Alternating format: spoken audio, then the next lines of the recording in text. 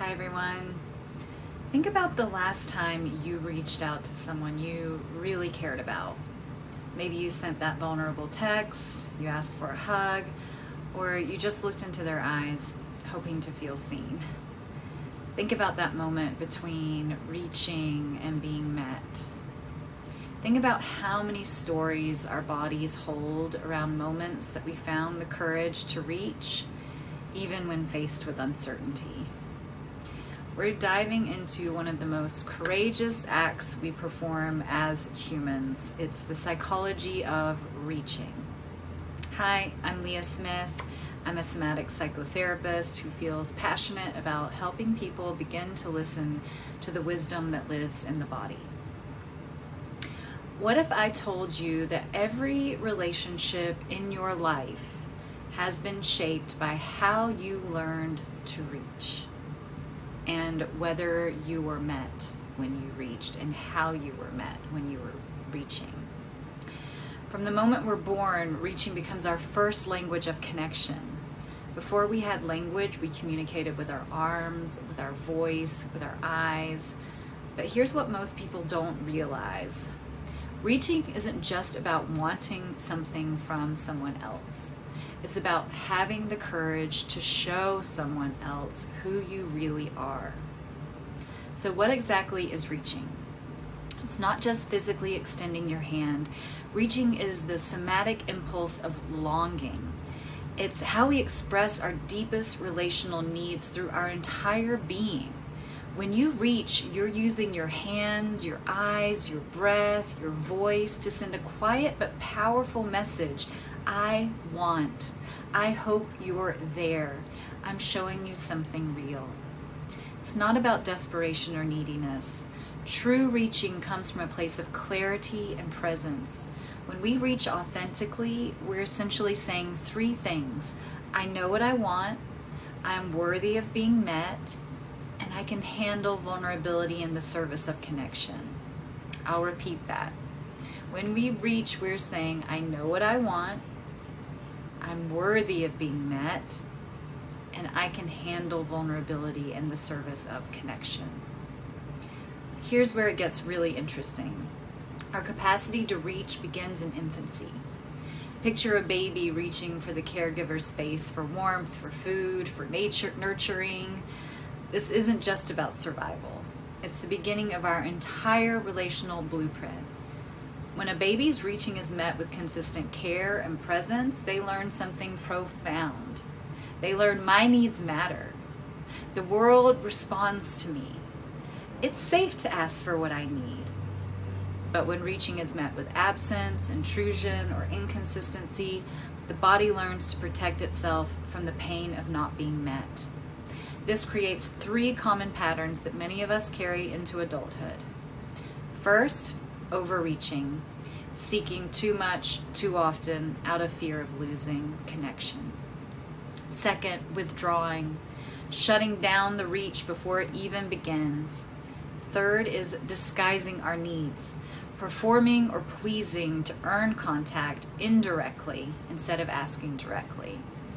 Let's talk about what happens when our reach isn't met, because this shapes so much of our adult relationships. When we extend ourselves and encounter emptiness or rejection, it leaves what I call a trace, an imprint that influences every future reach. These unmet gestures create a cascade of internal responses. Something about me is unworthy. Maybe I'm too much or not enough. I am alone. I can't risk reaching again. Others are more lovable than me. I'm tired of trying. Here's what's fascinating. These wounds often live in our front body. They live in our chest, in our throat, in our belly, in our arms. They carry the memory of reaches that weren't met. They literally influence how much we allow ourselves to want and how directly we can express that want. This leads to two common adaptations. Either I'll stop needing, I'll stop asking, and I'll focus on me, which creates isolation. Or I'll stop needing, I'll stop asking, and I'll focus on pleasing others, which creates performance-based relationships. So how does this show up in adult relationships? Reaching takes many forms. asking for support, initiating touch or closeness, naming a need, expressing affection or longing. But every time we reach, there's a silent question embedded in the gesture. Will you meet me? Will you reach back with equal intensity? The quality of the response literally shapes our nervous system. When we're met with warmth, presence, and genuine care, reaching becomes a source of nourishment. Our body learns it's safe to keep extending, to keep showing ourselves. But when we're met with absence, judgment, or half-hearted responses, we may retreat. We may start clinging out of fear. Here's what makes this tricky. Many of us have learned to reach in ways that actually push people away. We might reach with desperation instead of desire, or we might disguise our reaching as giving, hoping the other person will intuitively know what we need. We give the thing that we're hoping someone else will give us. So this brings us to what I call differentiated reaching. Reaching that comes from a solid sense of self rather than from emptiness or fear. This kind of reaching asks 3 crucial questions. Can I feel my desire clearly? Can I name it without shame or collapse? Can I remain open even when I'm not met in the way that I hoped? When reaching emerges from this differentiated place, it becomes an expression of relational integrity. We're not reaching to be saved or to get validation that we exist. We're reaching because longing is fundamentally human. We're reaching because connection matters. This kind of reaching requires 2 other capacities that many of us struggle with. First, the ability to yield, to rest and to support and to receive care. Without this, our reaching becomes effortful and anxious. Second, it requires the capacity to push, to have healthy boundaries, and to advocate for ourselves. Without this, our reaching lacks clarity and may be shaped by self-abandonment. So how do we heal our capacity to reach? It starts with awareness. Just notice, how do you reach in your relationships? Do you reach directly or do you hint and hope? Do you reach from desire or from desperation, panic? Do you retreat and feel shame when you're not met when you reach? Begin to track what happens in your body when you reach. Where do you feel the vulnerability? What stories arise when someone doesn't respond the way that you hoped? These patterns aren't permanent, they're learned, which means they can be unlearned. Practice reaching in small ways with safe people. Ask for what you need directly. Express appreciation. Initiate connection. And here's the key. Practice staying present with yourself whether you're met or not. Your worth isn't determined by how others respond to your reach. Reaching is one of the most vulnerable and courageous relational movements that we can make. It's how we say, I'm here, I want connection, and I'm willing to risk being seen. In a world that often teaches us to be self-sufficient and independent, reaching reminds us that we are fundamentally relational beings. The next time you feel that impulse to reach toward support, toward affection, toward connection, remember, this is your humanity speaking. And whether you're met or not, the courage to reach is already enough. I'd now like to invite you to explore a little somatic contemplation around reaching, just to kind of deepen your understanding of what we just learned together, what you heard. I'm going to adjust my camera a little bit. And this will just be a few minutes, but what I would like is for you to start by just taking a few grounding breaths in the body. So on the inhale, I'd like you to breathe. Imagine breathing in through your feet and white light and breath just coming up through the body, out the crown chakra. And on the exhale, imagine that breath and that white light coming back down through the body and out the feet. And we're going to do a few breaths this way. Okay? So take a deep inhale in. And then exhale.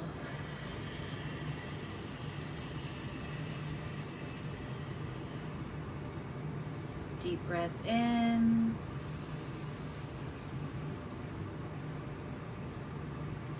And exhale.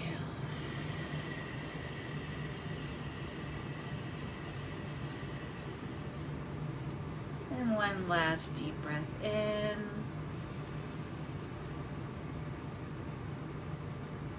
And exhale.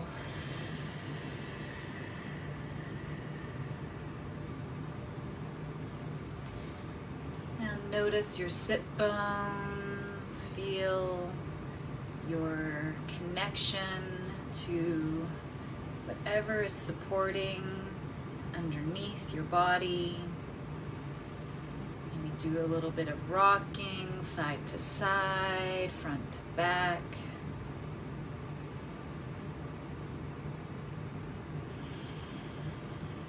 Now just bring your awareness to your hands.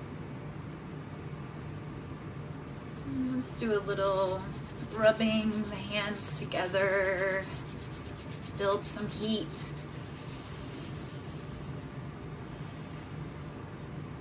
And then just let your hands hover next to one another. See if you can just feel the heat, the energy flows from the palms of your hands. And just see if you can pull your hands, play around with the length of space between your hands. And stay connected to that energy, almost like you have an energy ball. And just see if you can build that energy ball, making it bigger, making it smaller. Also taking some deep breaths.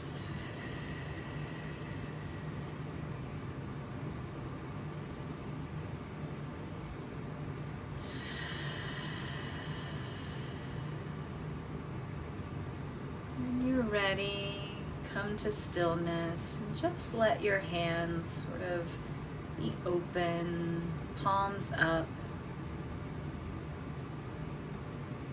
and just bring your awareness to your hands with curiosity, openness. See if you can just feel energy in the palms. I'm noticing sort of like some swirling energy.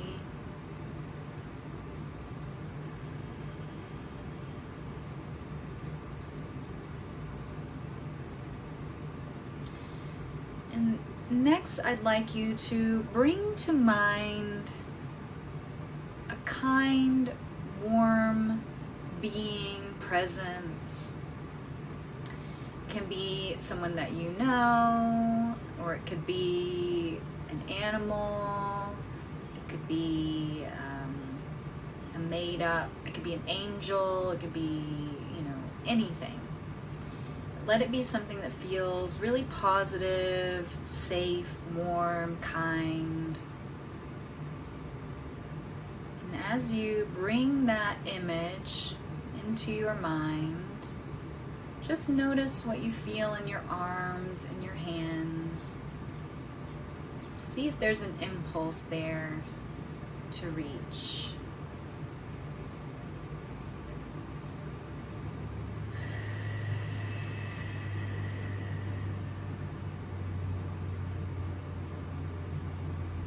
Imagine this being extending their arms out to you. or animal legs, whatever your being is. And just begin to move towards their reach. Notice what happens in your breath. Notice what happens in your body. Is there any places that are tensing? Any places that are relaxing? Just noticing without judging, without changing, fixing, just noticing.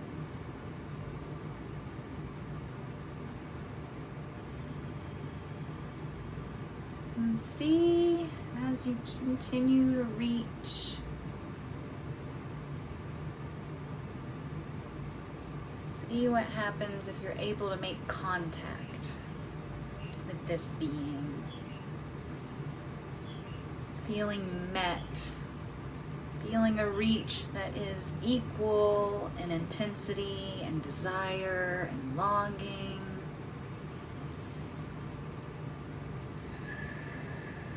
And just hang out there for as long as you want.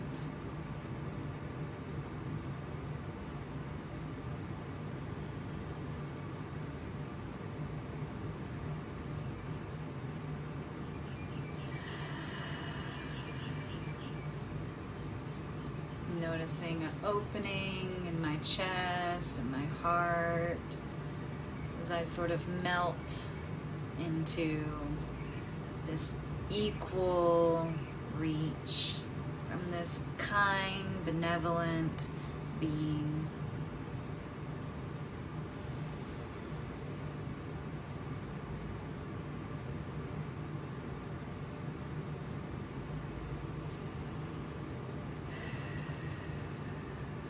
Taking your time, slowly bringing yourself back.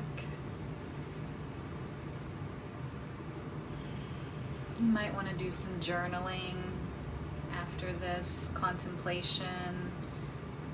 You know, if the reach felt hard, if it felt difficult to imagine a kind, benevolent being reaching back to you with equal intensity, you know, that's some information, you know, about the quality of your experience of expressing your authenticity, expressing your longing, and not receiving, you know, positive reinforcement around that. And that's something that we can rewire, and that you can find other ways of creating safety for yourself in relationships, in letting yourself be seen. You might want to, you know, speak more in depth with a therapist about some of this stuff. Therapy can always help. If you're in California and you are looking for therapists who understand relational movements and have a somatic approach, you can go to my website. The link is, you know, you can find the link under this video. And I have a couple of associates who are accepting new clients. You just have to be a California resident. They're licensed in California.